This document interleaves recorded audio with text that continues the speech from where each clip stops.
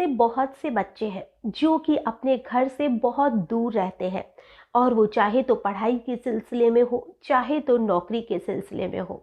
और बच्चों की कोशिश यही होती है कि वो पढ़ाई लिखाई करके अपने घर वालों का नाम रोशन करेंगे। खासतौर से जो लड़कियां रहती है वो भी अपने घर से दूर रहती है और वो हर समय इसी कोशिश में रहती है कि वो पढ़ लिख जाएगी और शायद वो भी ज़िंदगी में कुछ कर पाएगी। लेकिन ऐसी लड़कियां जो अपने घर से दूर रहती है, लेकिन उन लड़कियों के साथ कुछ गलत हो जाता है और वो पुलिस तक भी जाती है और पुलिस भी उनकी मदद करने के लिए इनकार कर देती है। तो आखिर में बच्चियां बाहर किस बेस पे रहेगी, वो किस तरह से अपने आप में इतनी हिम्मत जुटा पाएगी कि वो घर से बाहर रह सके। आज की जो कहानी है वो ऐसी ही एक लड़की की कहानी है जिसके साथ बहुत ही ज़्यादा बुरा हुआ था। नमस्कार, आदाब, सत श्री अकाल। मैं हूं नंदिनी यादव। आज जो मैं आपको कहानी सुनाने वाली हूं, या कहे कि जो सच्ची घटना सुनाने वाली हूं, इस घटना की शुरुआत होती है मध्य प्रदेश के इंदौर से, जहां पर एक परिवार रहा करता था और उसी परिवार में जो परिवार के मुखिया थे वो पुलिस में थे, उनकी जो पत्नी थी वो भी पुलिस में थी और उनकी एक बेटी थी जिसका नाम सुमन था। जो सुमन थी वो 16 साल की थी, उसकी 12th हो चुकी थी, पढ़ाई में बेहद होशियार। और उस लड़की का सपना था कि वो बड़ी होकर आईएएस ऑफिसर बनेगी और वो अपने इस सपने को पूरा करने के लिए दिन रात मेहनत कर रही थी। और साथ ही 12th के तुरंत बाद ही उसने कोचिंग भी ज्वाइन कर ली थी और कोचिंग को शाम के समय जाया करती थी क्योंकि दिन में वो कॉलेज जाती थी। एक दिन शाम के समय वो कोचिंग जाती है और वहीं पर एक रेलवे स्टेशन था जो कि हबीबगंज रेलवे स्टेशन था और उसी रेलवे स्टेशन के पास से एक शॉर्टकट रास्ता पड़ता है। तो उसे लगा कि थोड़ी देरी हो गई है, इस रास्ते से जल्दी से मैं घर पहुंच जाऊंगी और वो शॉर्टकट वाला रास्ता अपना लेती है। शाम के 7:30 बजे का ही तो समय था, इतनी ज़्यादा देरी भी नहीं हुई थी कि वो डरने लगे। वो जब उस शॉर्टकट वाले रास्ते से जाती है, वहीं पर दो लड़के रहते हैं जो कि कूड़ा बिनने का काम किया करते थे। उन्होंने अपने पीछे जो झोला होता है कूड़ा बिनने वाला, कूड़ा उठाने वाला, उसे उन्होंने टांग रखा था और उनमें से एक लड़का जो था वो सुमन को रोकता है। सुमन को लगा शायद कोई रास्ता पूछ रहा होगा या कुछ काम होगा, तो वो बोलती है जी बताइए। इतनी ही देर में पीछे से एक दूसरा लड़का आता है और उसका मुंह बंद कर देता है और उसका मुंह बंद करके जो वहीं पर एक पुलिया बनी हुई थी, जो थोड़ी सुनसान सा रास्ता भी था उस पुलिया के पास में, उस समय उधर साइड में कम ही लोग जाया करते थे, वो उस लड़की को पकड़कर वहां पर खींच कर लेके जाते हैं। और पुलिया के नीचे थोड़ी सी एक जगह बनी हुई थी, एक लड़का उसके साथ रेप करता है, दूसरा लड़का ध्यान रखता है कि कोई आ ना जाए। अब जो दूसरा लड़का था वो रेप करता है और पहले वाला ध्यान रखता है।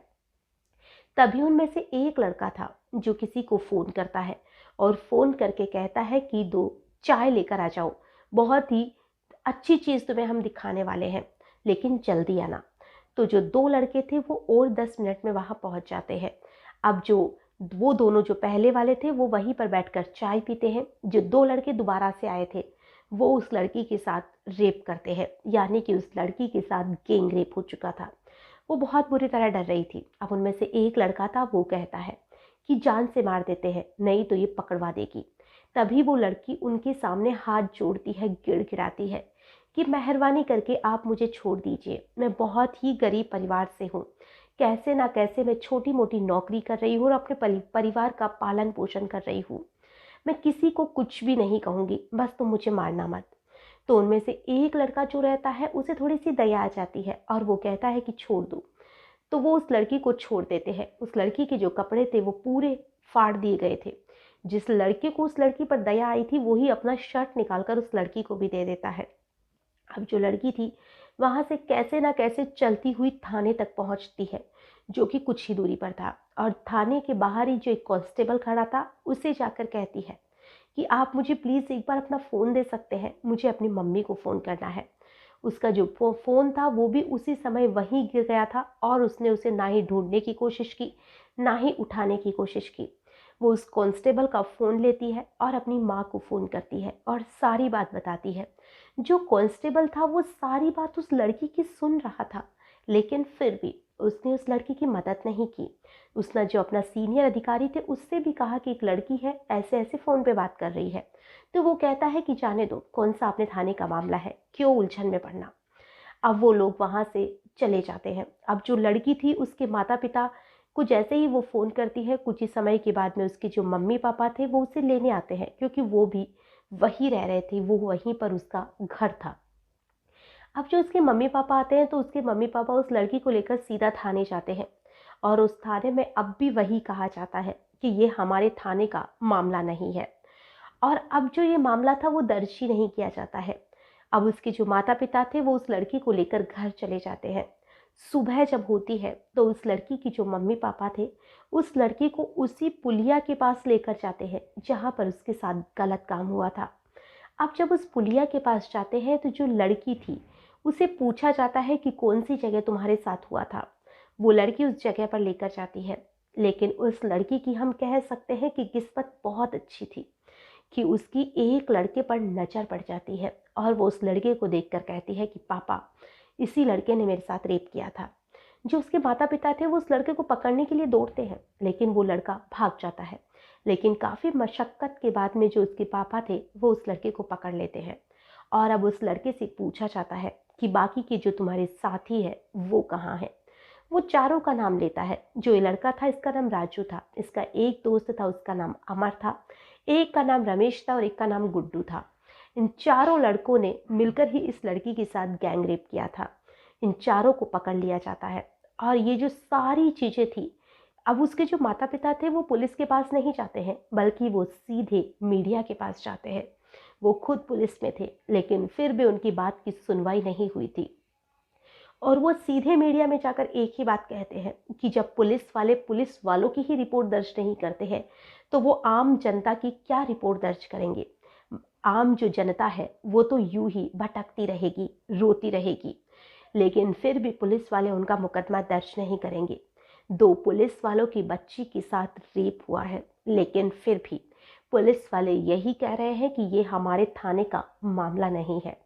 ये सारा मामला जब सोशल मीडिया पर आता है, सोशल मीडिया पर आने के बाद में जो वहाँ के मुख्यमंत्री थे उनके पास भी ये मामला जाता है, जो वहाँ के पुलिस के सीनियर अधिकारी हैं उन तक भी ये मामला जाता है। तब जाकर जो वहाँ पर ऑन ड्यूटी जो भी पुलिस वाले थे उनके खिलाफ कार्रवाई की जाती है, और कुछ को बर्खास्त भी किया जाता है।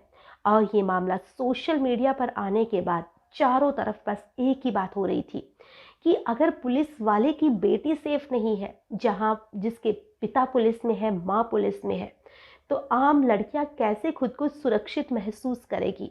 और वाकई में ये बात सच भी है कि अगर पुलिस वाले की बेटी का मुकदमा दर्ज नहीं किया जाता है तो आम लड़कियाँ कैसे खुद को सुरक्षित महसूस करेगी। और अब वो चारों हैं, उन्हें तो जेल भेज दिया गया है, लेकिन जो लड़कियां हैं उनके मन में एक डर जरूर बैठ गया है कि लड़कियां कैसे खुद को सुरक्षित महसूस करें, कैसे वो अपनी पढ़ाई लिखाई करेगी, कैसे वो अपने घर से बाहर निकलेगी। जिन माता पिता की जो बेटियां हैं थोड़ी भी बड़ी होती हैं तो उन्हें एक ही चिंता सताती है कि अपनी बच्ची को पढ़ने के लिए कहाँ भेजें, क्या हम अपनी बेटी को बाहर पढ़ने के लिए भेज सकते हैं। लेकिन वो डर जाते हैं, भेजते भी हैं तो उनके मन का जो डर है वो हमेशा सताता रहता है कि आखिर में हमारी बेटी बाहर महफूज रहेगी या फिर नहीं रहेगी।